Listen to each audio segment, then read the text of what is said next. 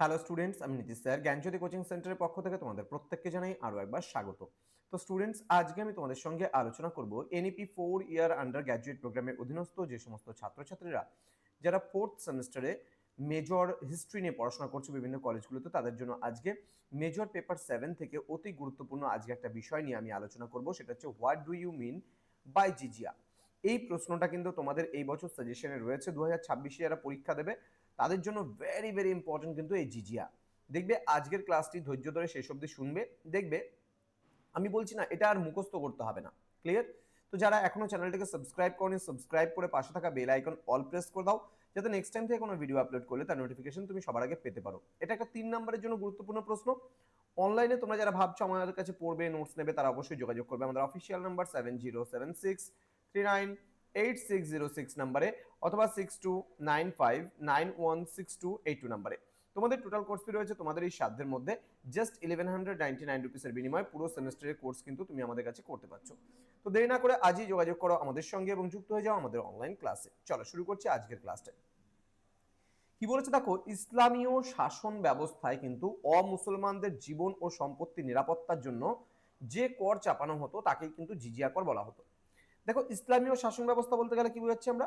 বিশেষ করে সুলতানি আমলে, সুলতানি যুগ, কারণ আমরা জানি দীর্ঘ প্রাচীন যুগের পরে আদি মধ্যযুগ শুরু হয়েছে, তারপরে আদি মধ্যযুগের পরে সুলতানি যুগ, মানে আদি মধ্যযুগের পরে মধ্যযুগ শুরু হয়েছে এবং মধ্যযুগকে আমরা দুটো ভাগে ভাগ করি, একটা সুলতানি যুগ এবং একটা মুঘল যুগ। এবার সুলতানি যুগের শাসক বা রাজা কি ছিল? অবশ্যই মুসলমান। তো তিনি বা শাসক যারা ছিল সেই শাসকেরা কিন্তু অমুসলমান, যারা মুসলমান ছিল না, তাদের কিন্তু জীবন এবং সম্পত্তি রক্ষা করার জন্য এবং নিরাপত্তার জন্য তাদেরকে কিন্তু এক রকমের কর দিতে হতো সুলতানকে। সুলতান মানে কি? ইসলামী যুগে যে শাসক ছিল তাকে, মানে সুলতানি যুগের শাসককে বলা হতো সুলতান। তাহলে সুলতানকে কিছু ট্যাক্স দিতে হতো এবং এই যে ট্যাক্স দিতে হতো তাকেই বলা হতো জিজিয়া কর। তার মানে কি? অমুসলমানেরা মুসলমান শাসকদের যে কর দিত জীবন ও সম্পত্তি নিরাপত্তার জন্য, তাকেই বলা হতো কিন্তু জিজিয়া কর। এবার কি বলেছে? আরবগণ সিন্ধু জয় করে বিশেষ করে 712 খ্রিস্টাব্দে কিন্তু সেখানে ইসলামীয় শাসন প্রতিষ্ঠা করেছিল। আরব সেনাপতি মোহাম্মদ বিন কাসিমই কিন্তু ভারতের সিন্ধু অঞ্চলে সর্বপ্রথম অমুসলমানদের ওপর জিজিয়া কর ধার্য করেছিলেন। মানে মুসলমান শাসকরা অমুসলমানদের থেকে যে কর নিত তাকেই কিন্তু বলা হতো জিজিয়া কর, মনে রাখবা।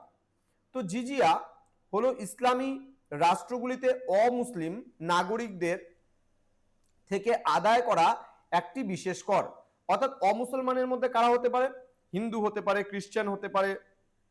সে সময় তো অত খ্রিস্টানিটি প্রসার লাভ করেনি, তবুও আমরা যদি বলি অন্যান্য ধর্মাবলম্বী যারা ছিল, মানে ইসলাম বাদ দিয়ে অন্যান্য ধর্মাবলম্বী যারা ছিল অমুসলমান নামে তারাই পরিচিত, এবং তারা ইসলামী শরিয়ত অনুযায়ী, ইসলামী আইন অনুযায়ী কিন্তু যে ইসলামী শাসক বা মুসলিম শাসককে যে কর বা ট্যাক্স দিত তাকে কিন্তু বলা হয়েছে জিজিয়া কর। তো জিজিয়া দেওয়ার বিনিময়ে অমুসলিম নাগরিকরা রাষ্ট্রের নিরাপত্তা ও ধর্মীয় স্বাধীনতার কিন্তু অধিকার লাভ করত। ক্লিয়ার? চলো নেক্সট কি রয়েছে? নেক্সট রয়েছে ইসলামী রাষ্ট্রগুলিতে অমুসলিম নাগরিকদের কিন্তু নিরাপত্তা এবং ধর্মীয় স্বাধীনতার বিনিময়ে এই কর আদায় করা হতো। আমি কি বললাম? যে জীবন এবং সম্পত্তি, তার সঙ্গে সঙ্গে নিরাপত্তা এবং ধর্মীয় স্বাধীনতা, যে একটা ইসলামী রাষ্ট্রে, ঠিক আছে, এখানে যারা নন মুসলমান যারা ছিল তারা নিজেদের ধর্ম যেন সঠিকভাবে বিচরণ করতে পারে, তারা যেন নিরাপদভাবে থাকতে পারে, তার জন্য কিন্তু মুসলমান শাসককে এক ধরনের ট্যাক্স প্রোভাইড করতো। ঠিক আছে? তো মধ্যযুগে বিভিন্ন ইসলামী শাসকেরা তাদের রাজ্যে জিজিয়া কর কিন্তু প্রয়োগ করেন।